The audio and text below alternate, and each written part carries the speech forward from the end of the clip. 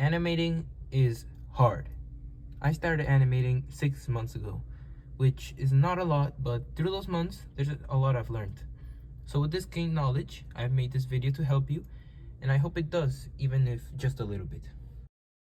So, number 1 is to understand the principles of animation. Why? Because these principles help ground your animation to the real world. It creates movements that are natural and understandable to us. Things that follow the laws of physics. Just think of the first animation everyone does. A bouncing ball. What is that? Squash and stretch. What is that? A principle of animation.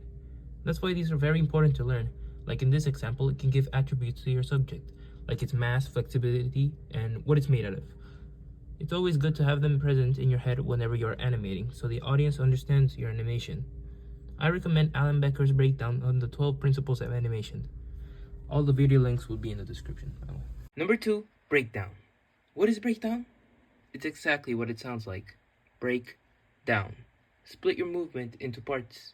If you're making a guy walking, split it into 4 parts. Push with the left, middle, push with the right, then middle. If you got a guy punching, split it into 2 first. The start and end. Then add the missing frames in the middle, which connects the 2 frames.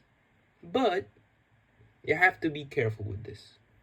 While adding in the in-between frames, which is also called in-betweening, you have to keep in mind the movement of your subject and what you want to communicate to your audience. For example, if you're animating a punch and you want this one to be fast and strong, then you wouldn't add many frames between the charge and punch, since you want that power. But if you want a weak one, then add more to make it slower and therefore weaker. The amount of in-between frames you add depends on what your subject is doing. Number 3, copy. But copying is bad. No. It's not bad. In fact, it's amazing. There are millions of clips, photos that you can copy. Every single one will help you in some way to expand your knowledge on perspective, movement, camera work, background animation, or character animation. There's so much to learn from the professionals. I like going to this site called SAKUGABOORU.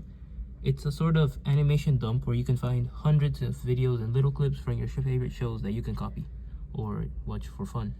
It helps a lot to copy, even if it looks bad. It's fine. It's practice anyways.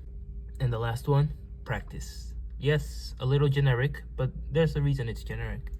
The number 1 best way to get better is by practicing. It's not by watching how to get better at animation videos, because there is no hack. It's all through experience. Sure, watching a video to guide you and teach you the movement of something is very good, but if you don't do it yourself, then there's no point to it. Remember, experience is the teacher of all things. You can practice, as mentioned before, by copying, trying something new, like learning to animate fire, for example, or working on something you're not good at.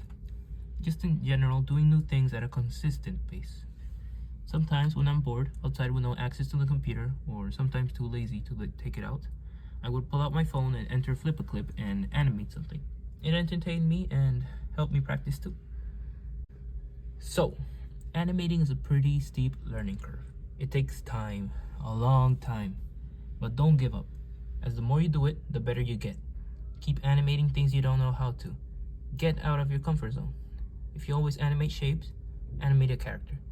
If you always animate walk cycles in a different perspective, or run cycles. Do something new and progress. I'm with you in this process. I'm still a beginner myself, so don't give up.